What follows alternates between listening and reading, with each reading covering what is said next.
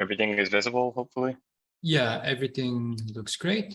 All right, so for the next speaker, we have Patrick Jefferson from MIT. We'll talk about analyzing the non-perturbative superpotential in type 2B orientifold compactifications.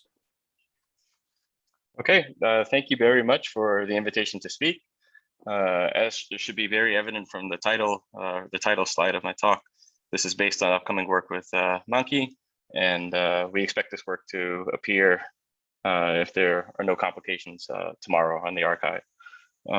So in light of the upcoming appearance of this paper, I will note that I'm a bit sloppy about giving references in this talk, and I apologize in advance, but there is an extensive list of references in the upcoming paper, and I encourage you to check there. Okay, so let me start with a few words of introduction and motivation. The setting I'm going to be thinking about is 4-dimensional n=1 type 2B compactifications on Calabi-Yau 3 orientifolds. And I think it's fairly well understood, especially among the members of the audience for this talk, that moduli stabilization, if we're able to achieve this in realistic scenarios, it requires a detailed understanding of the superpotential, and in particular, the moduli dependence of various contributions to the superpotential. So there's some recent literature that I highlight right here, which has showcased the prevalence of light moduli and KKLT-like constructions. And I think this gives a fairly compelling, makes a fairly compelling case for the idea that superpotential contributions, non-perturbative superpotential contributions shouldn't be ignored in realistic looking setups.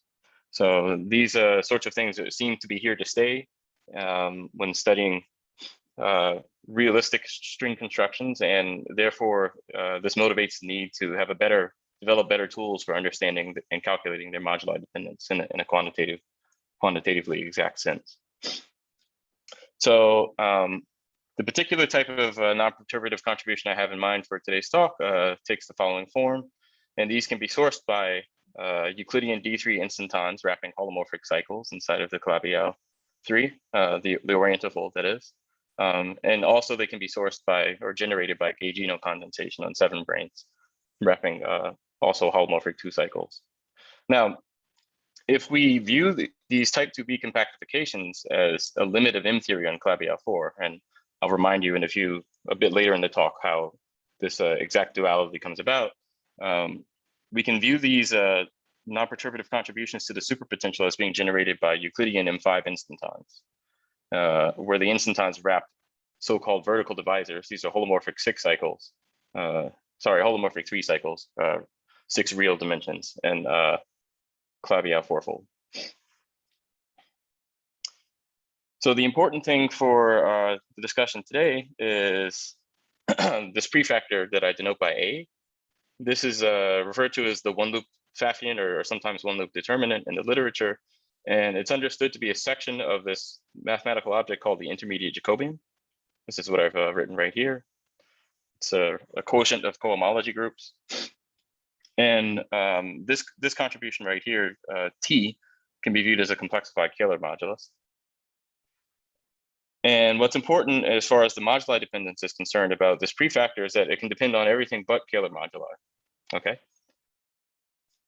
So if we want to understand the moduli dependence of these non-perturbative contributions to the superpotential, one goal we might have along these lines is to have a more detailed quantitative understanding of the intermediate Jacobian, which is for which this contribution A is a section of some particular line bundle over. So, for example, one thing we might want to be able to show is that when the dimension of the intermediate Jacobian is 0, it follows that A has to be constant. It's basically a section of a trivial line bundle, and the process of studying or achieving Kähler moduli stabilization can be rather straightforward because we don't have to worry about how this object might change as we move around in different regions of a complex structured moduli space of the Calabi-Yau 4-fold. So a question we would ask then is a very basic question. This is maybe the simplest thing we can ask about the intermediate Jacobian, is how do we compute the dimension of this object? And I'll point out here that the dimension can be understood also as the dimension of the third cohomology group of this vertical divisor, which I denote by d bar. Then again, let me remind you, this is the mathematical object. This is a geometric object that's wrapped by a Euclidean M5 instanton. So there's a couple of ways we could go about doing this. One method is what I call the direct attack method, namely to construct the full-blown M or F theory lift of this type 2B compactification. This means constructing,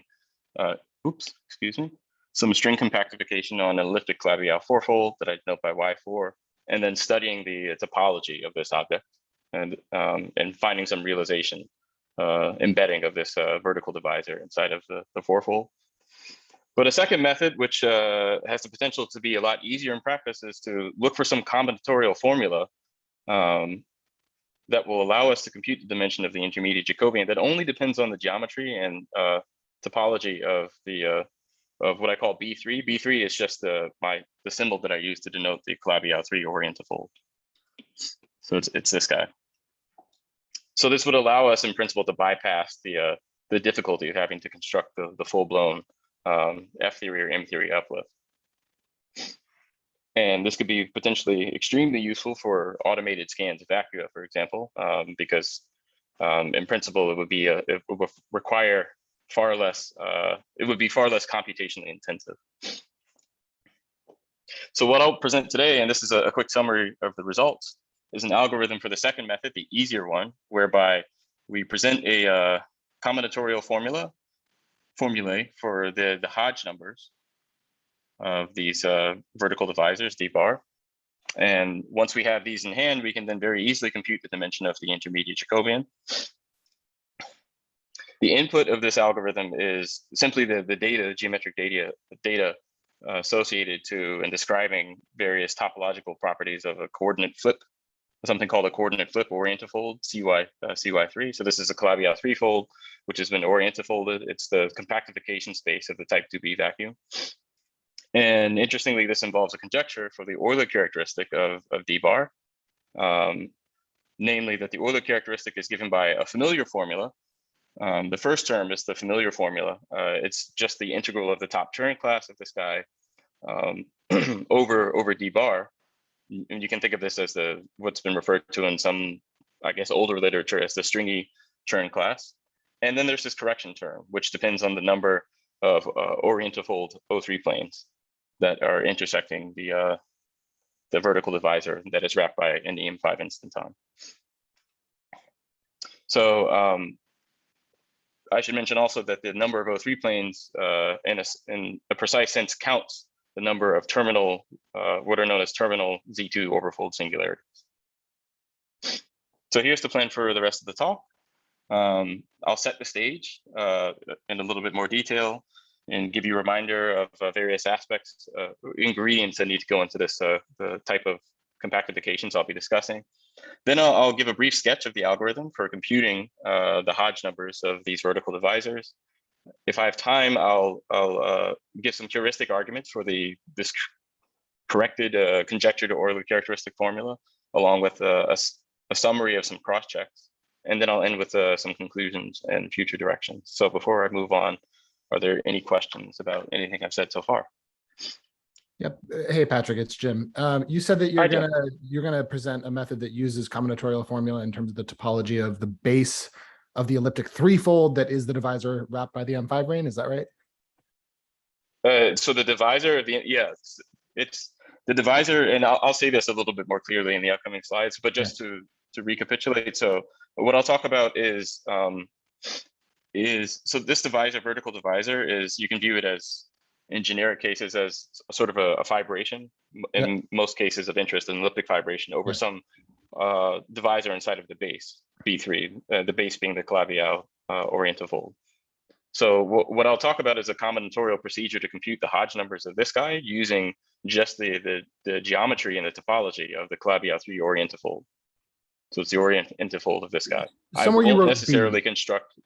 Sorry? B is B2? What is B? You wrote B2 somewhere. B is B3. B is B3. Okay. Yeah, that's right. So I'll say this again. If I haven't answered your question in a few more slides, please interrupt me again. But I will say this precisely in a couple more And slides. you'll make your assumptions clear about what B3 properties you require. Mhm. Okay, thanks. Sure. Okay, so let me jump into it in the interest of time. Setting the stage, I'll again consider a type 2B or compactification on a coordinate flip orientifold of the Claviau threefold. This compactification space will include O3 and O7 planes.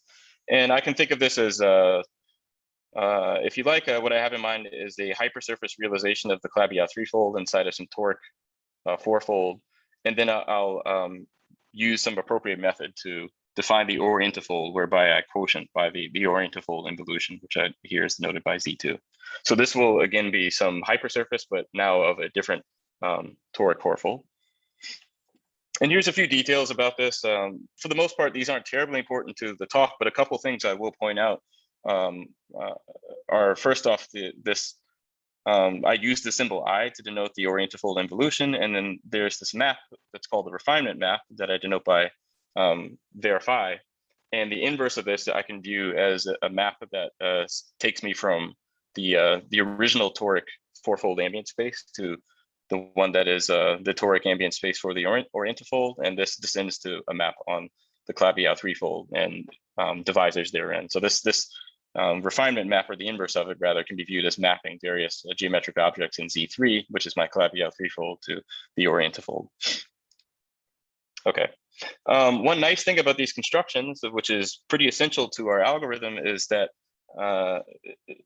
projective toric varieties emit something called a stratification, where you can separate the toric. You can view it as this disjoint union of various subsets, and the subsets they can be viewed as, at least in the singular limit, they can be viewed as algebraic tori. And then, if there's some singularities, we assume that we'll have blown them up suitably and introduced these exceptional divisors. And so we can view the stratification as a disjoint union of algebraic tori with some additional exceptional pieces. And for favorable constructions, for well-behaved ones, so this applies to, the stratification holds for both ambient spaces, and for favorable constructions, if you have a hypersurface, the structure of the stratification will descend to a stratification of the hypersurface. So this is going to be very useful for certain aspects of the algorithm that I'll discuss later on. Now, we'll uplift this to F theory on a singular elliptic Claviau fourfold, and assume or demand that this Claviau fourfold has a weak coupling limit, whereby we can describe the Claviau fourfold compactification in F theory as a type 2B compactification.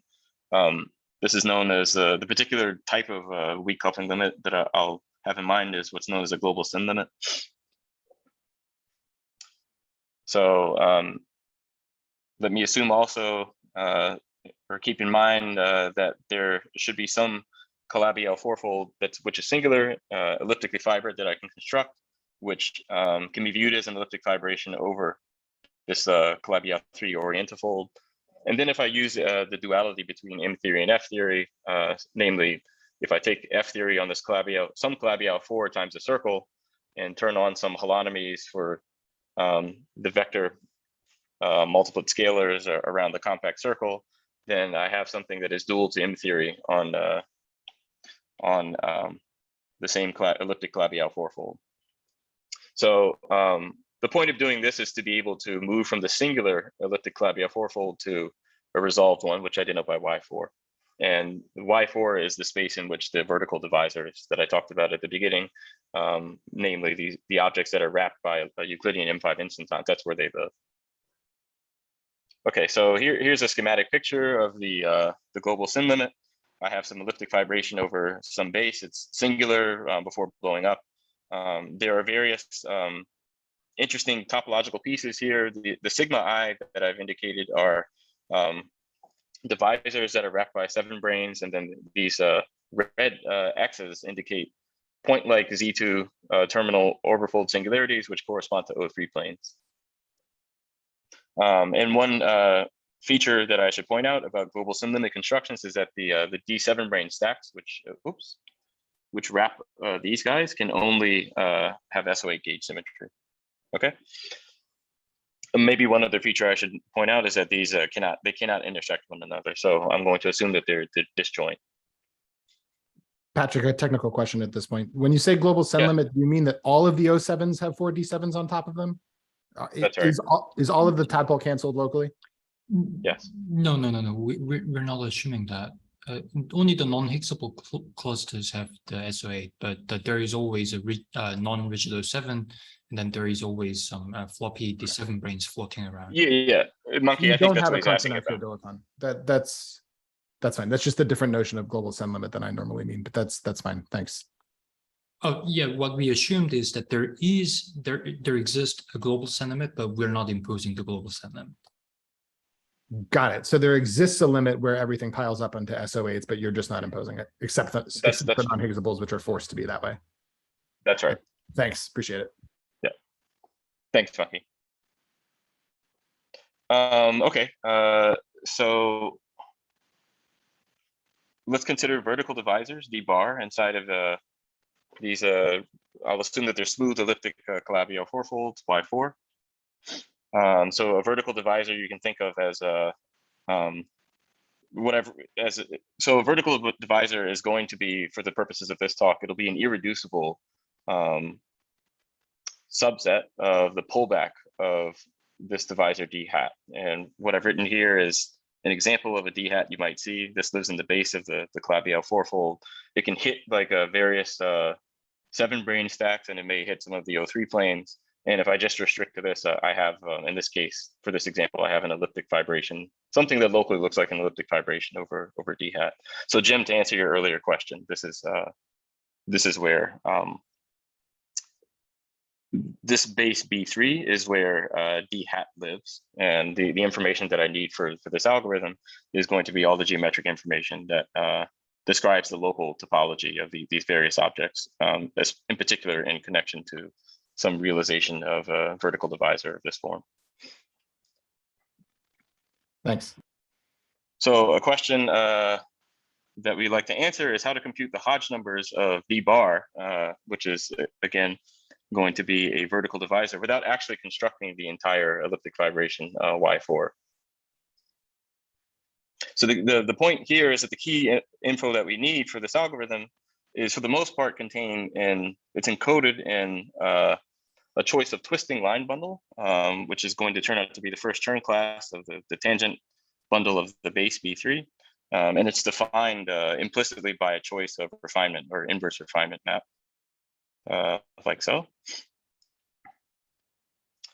And what the strategy that we follow here is to classify vertical divisors D bar according to something called the Itaka dimension of the line bundle.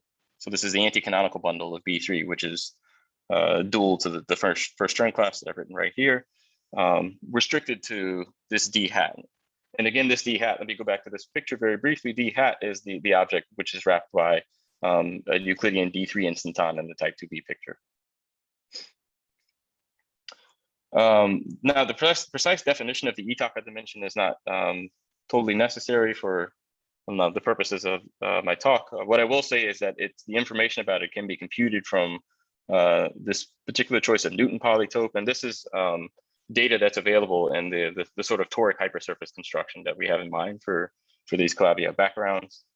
And roughly speaking, it indicates the dimension of the subspace in D hat, which is the object wrapped by the Euclidean D3 instanton over which the elliptic fibration varies non-trivially.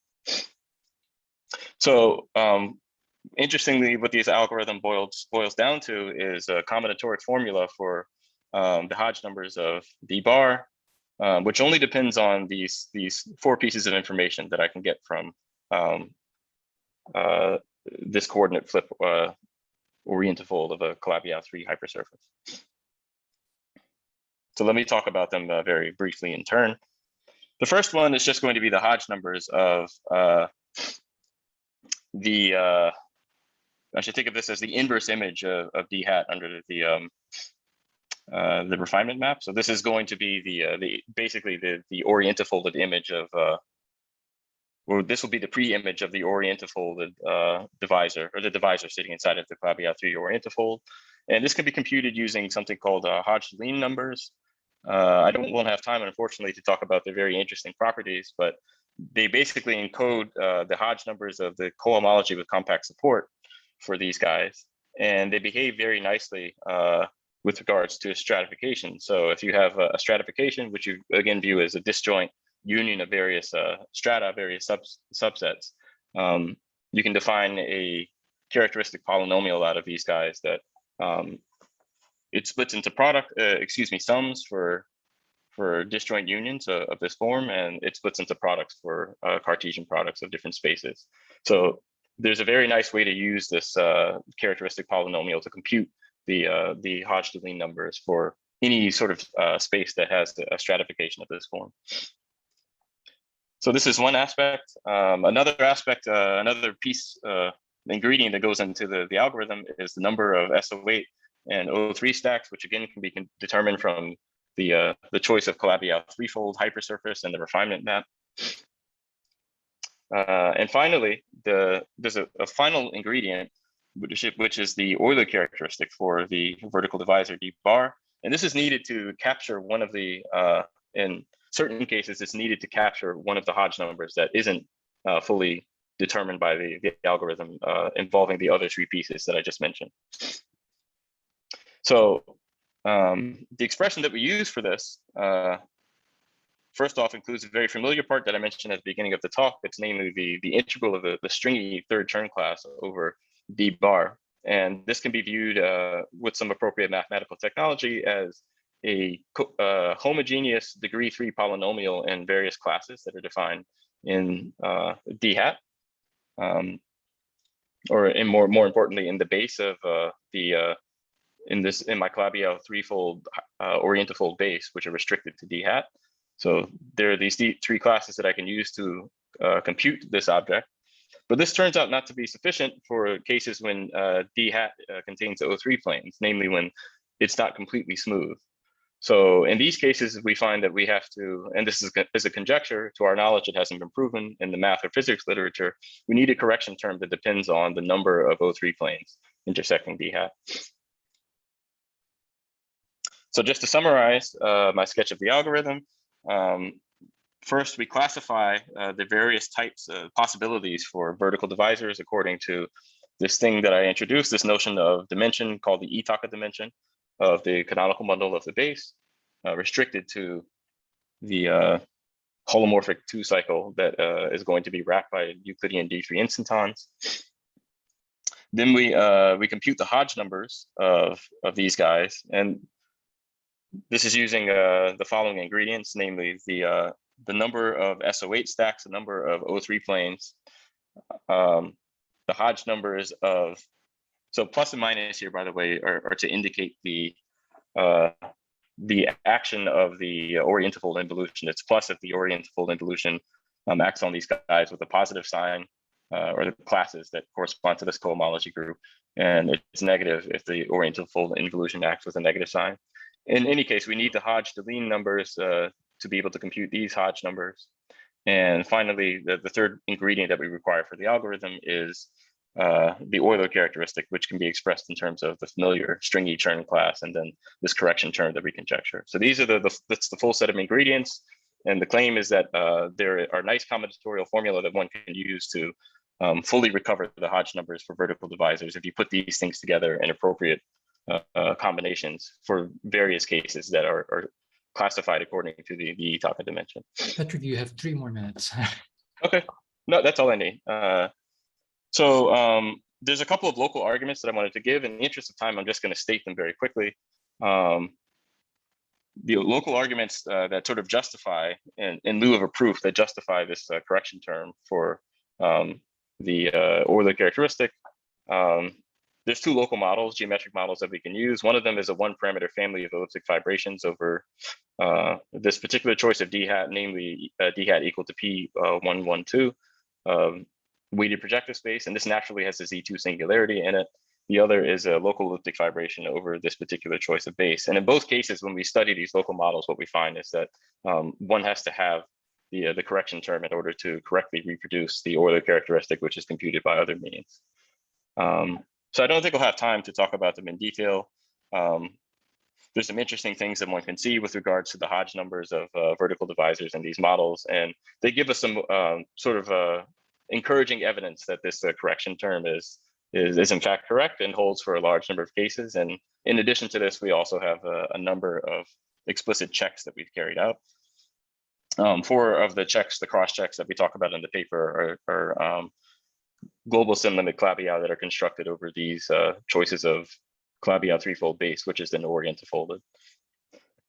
So since I'm out of time, let me just summarize here. I gave an algorithm for what I called method 2 at the beginning of the paper. This is the result of our paper that's coming out. It's a combinatorial formula for the Hodge diamond for these vertical divisors, which allows us to then compute the dimension of the intermediate Jacobian. It doesn't require a full construction of a global sim limit Clabiow 4. Namely, it only requires the topological and geometric data associated to this coordinate flip orientifold Clabiow threefold. And it involves a conjecture for the Euler characteristic of D bar, which has this correction term, which we hope to be able to prove either mathematically or at least on physical grounds in the future. Let me just flash a few future directions very quickly.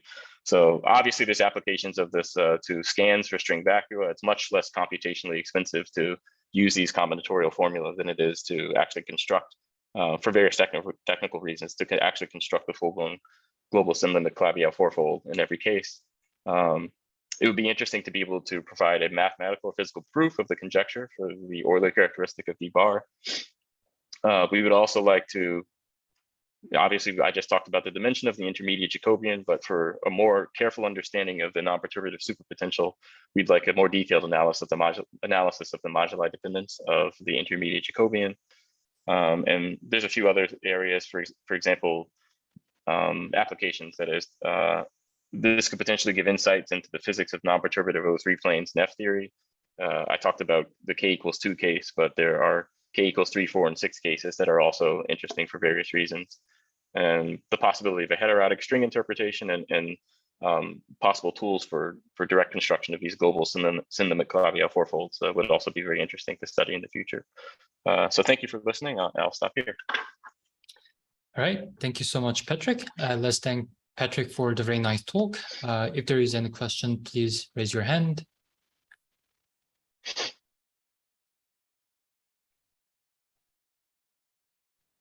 Yep, from Northeastern.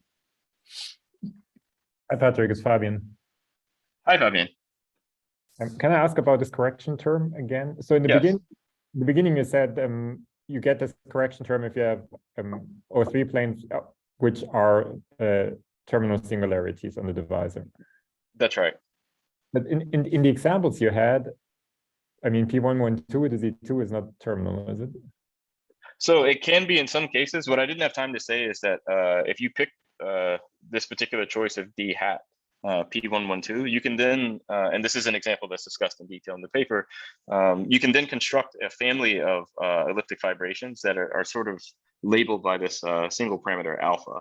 And depending on the choice of this parameter alpha, in some cases you can show that the Z2 singularity lifts to a terminal one in the elliptic Clabiow fourfold uplift that corresponds to the global sim limit, and in other cases it does not. It is not terminal. So sometimes they are, sometimes they aren't. And the interesting thing here is that when they are terminal, these are the cases that are highlighted in red. We see a difference between the Hodge number H21 for particular choice, for this particular choice of vertical divisor. So it does seem to be, at least according to these examples, the correction term does seem to be intimately tied to the existence of these O3 planes. I see. And the terminal nature of the Z2 singularity.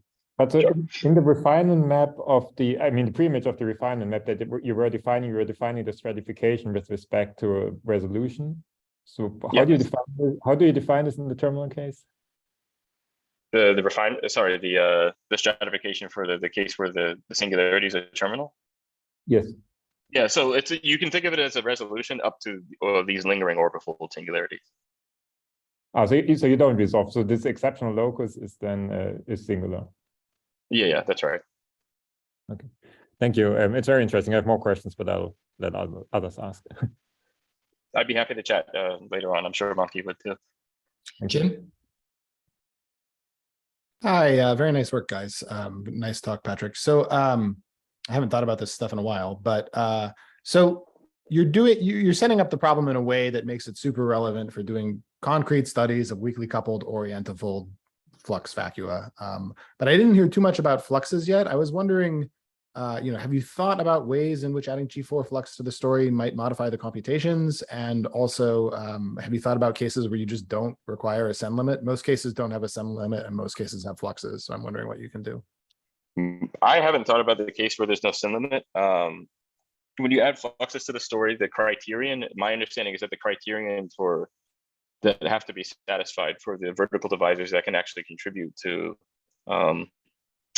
the non-perturbative superpotential can change, because so what I described here is the set of cases really, this is most relevant to the cases where the number of D3 branes, the space filling D3 branes, is equal to 0.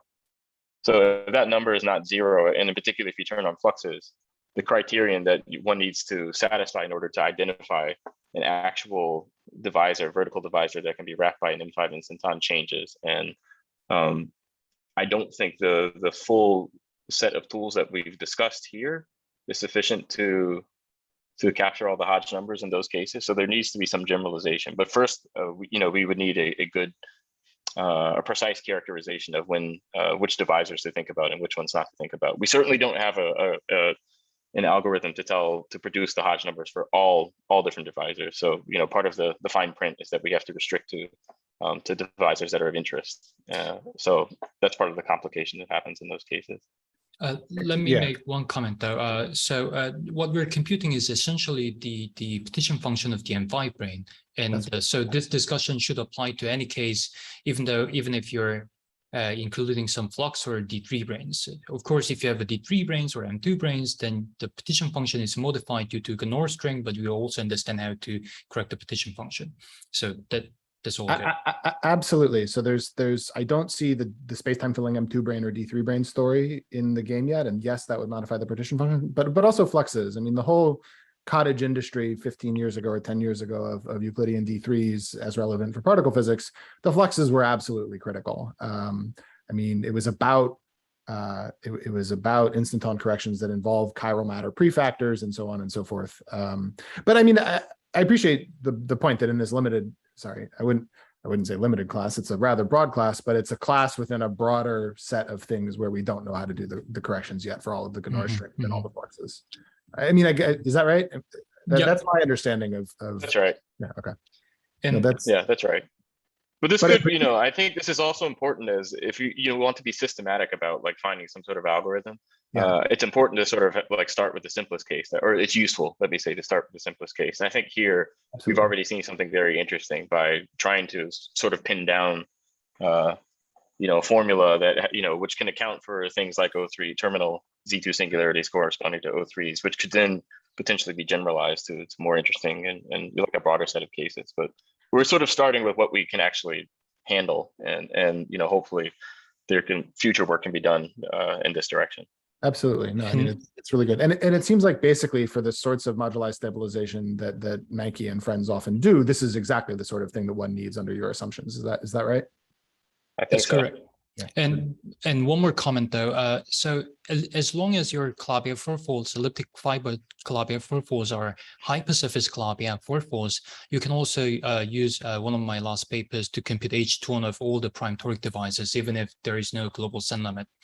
But then the problem is, so then the problem is what? The problem is how do you really stabilize moduli? Because in that case, we don't really know how to compute telepotential or whatever, because there is no weakly coupled description. Yes. Very good. Thanks a lot, guys. I understand both what you did and some wrinkles. So very nice talk. Thank you for the question. All right. Is there any other question? If not, then let's thank the speakers